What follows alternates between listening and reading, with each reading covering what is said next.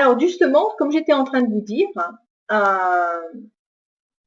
pour transformer le positif en négatif, il est nécessaire de se tenir en équilibre. Dans la loi de l'équilibre, on trouve, par exemple, je l'ai illustré par cette photo, parce que dans cette photo, on pourrait croire que la personne, elle est statique. Mais en fait, tous ses muscles sont en permanence là pour la rééquilibrer. Donc, ce sont des micro-mouvements. Un micro-mouvement vers la droite, un micro-mouvement vers la gauche, son bras, pour la garder au centre. Et en fait, l'objectif dans notre vie, c'est pas de supprimer la dualité puisqu'on ne peut pas la supprimer, mais c'est de se maintenir le plus près du centre. Et en se maintenant le plus près du centre, on garde l'équilibre et on passe de droite à gauche, de gauche à droite, on passe par le centre et on reste dans l'équilibre. À partir du moment où je vais dans un extrême, à ce moment-là, je tombe. Et là, vous allez le voir dans ce dessin-là. Ah, c'est pas ça que je pensais, désolé. Dans ce dessin-là, imaginez que la vie, c'est comme un funambule sur un fil. Le funambule ne peut pas rester en statique sur son fil. Le funambule est toujours obligé d'avancer. Il est toujours obligé d'aller de l'avant, d'être en mouvement.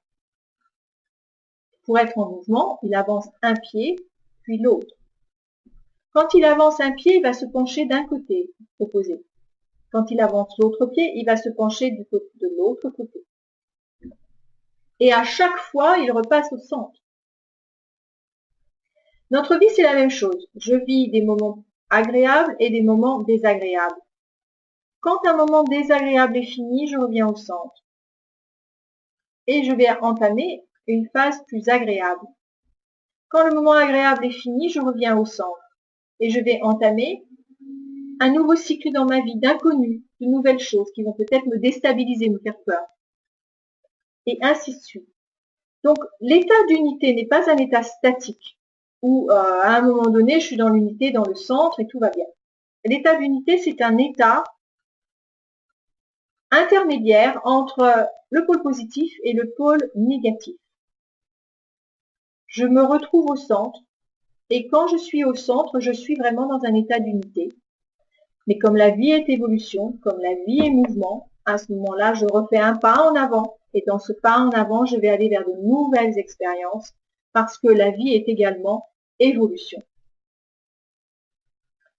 Donc le centre, ce sont des états que l'on touche. Plus on les touche, et plus fréquemment on les touche, on les ressent, bon, plus en paix on se trouve.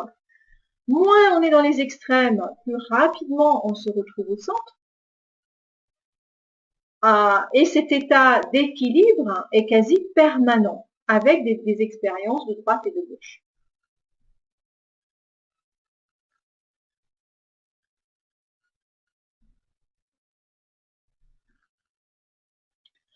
On trouve dans notre vie actuelle, surtout avec le stress, etc., on trouve une alternance de polarité fréquente.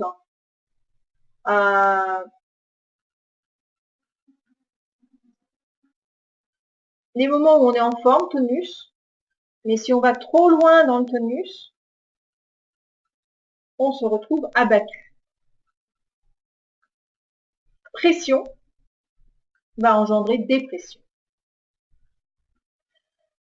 Le problème de la dépression ou le problème de l'abattement vient d'un extrême. La personne a été sous pression beaucoup trop longtemps, a été agitée, hyperactive beaucoup trop longtemps. Donc automatiquement, c'est la loi de l'alternance des polarités. Si je suis trop dans l'hyperactivité, je vais fatalement tomber dans l'abattement. Si je suis trop dans la pression, je vais fatalement tomber dans la dépression. Donc c'est très important d'en prendre conscience pour déjà consciemment dans sa vie de tous les jours de tenter d'équilibrer ses pôles.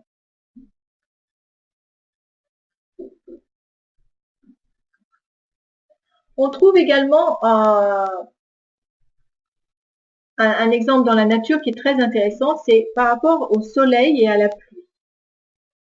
Quand il fait chaud et s'il y a un excès de chaleur, il va y avoir de la sécheresse et ça c'est négatif. Quand il pleut trop, il y a des inondations et c'est également très négatif.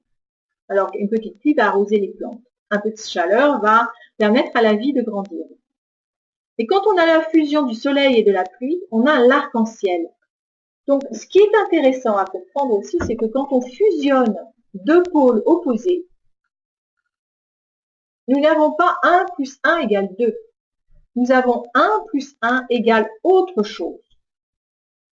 C'est vraiment le principe du triangle. La base de la polarité, c'est la base du triangle.